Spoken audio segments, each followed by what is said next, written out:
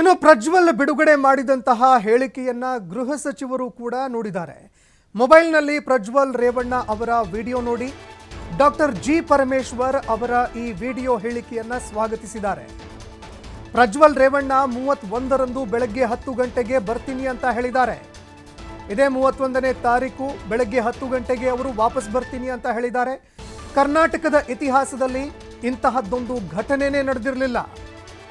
ಪ್ರಧಾನಮಂತ್ರಿಗಳಿಗೆ ಮುಖ್ಯಮಂತ್ರಿಗಳು 2 ಬಾರಿ ಪತ್ರ ಬರೆದ್ರು. ಸಿಬಿಐ ಇಂಟರ್ಪೋಲ್ಗೆ ರಿಕ್ವೆಸ್ಟ್ ಕೂಡ ಮಾಡ್ಕೊಂಡ್ವಿ.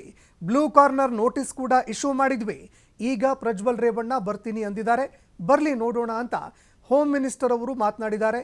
ಯಾವುದೇ ಮುಲಾಜಿಲ್ಲ, ಅರೆಸ್ಟ್ ಆಗಲೇಬೇಕು. ಈ ಕೇಸ್ಗಳಲ್ಲಿ ಶರಣಾದರೂ ಕೂಡ ನಾವು ಅವರನ್ನು ಅರೆಸ್ಟ್ ಮಾಡ್ತೀವಿ, ಇಲ್ಲದಿದ್ರೂ ಕೂಡ ಅರೆಸ್ಟ್ ಮಾಡ್ತೀವಿ ಅಂತ ಡಾಕ್ಟರ್ ಜಿ ಪರಮೇಶ್ವರ್ ವಿಡಿಯೋಗೆ ಸಂಬಂಧಪಟ್ಟಂತೆ ಪ್ರತಿಕ್ರಿಯೆ ಕೊಟ್ಟಿದ್ದಾರೆ.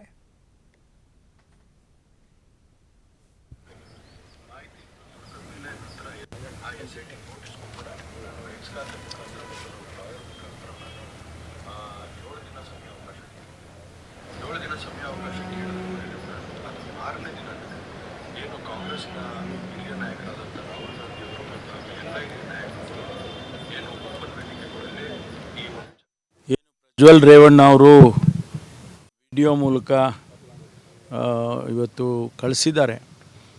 ನಾನು 31ನೇ ತಾರೀಕು 10 ಗಂಟೆಗೆ SIT ಮುಂದೆ ನಾನು ಬರ್ತೇನೆ, ಅವರಿಗೆಲ್ಲ ಸಹಕಾರವನ್ನು ಕೊಡ್ತೇನೆ ಅಂತ ಏನು ಹೇಳಿದ್ದಾರೆ.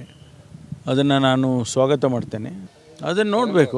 ಅವರೇ ಸರೆಂಡರ್ ಆಗ್ತೀವಿ ಅಂತೇಳಿ ಅರೆಸ್ಟ್ ಅಂತೂ ಮಾಡ್ತಾರೆ. ಯಾಕೆಂದರೆ ಅರೆಸ್ಟ್ ಮಾಡೋದಕ್ಕಾಗಲೇ ಈಗ ವಾರಂಟ್ ಕೂಡ ಇಶ್ಯೂ ಆಗಿದೆ.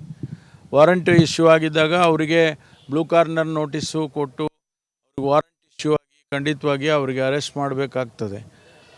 ಆ ದೃಷ್ಟಿಯಲ್ಲಿ ಈಗ ಅವರೇ ಸರೆಂಡರ್ ಆಗ್ತಾರೆ ಅನ್ನುವಾಗ ಅದನ್ನು ಯಾವ ರೀತಿ SITನವ್ರು ತೊಗೊಳ್ತಾರೆ ನೋಡಬೇಕು.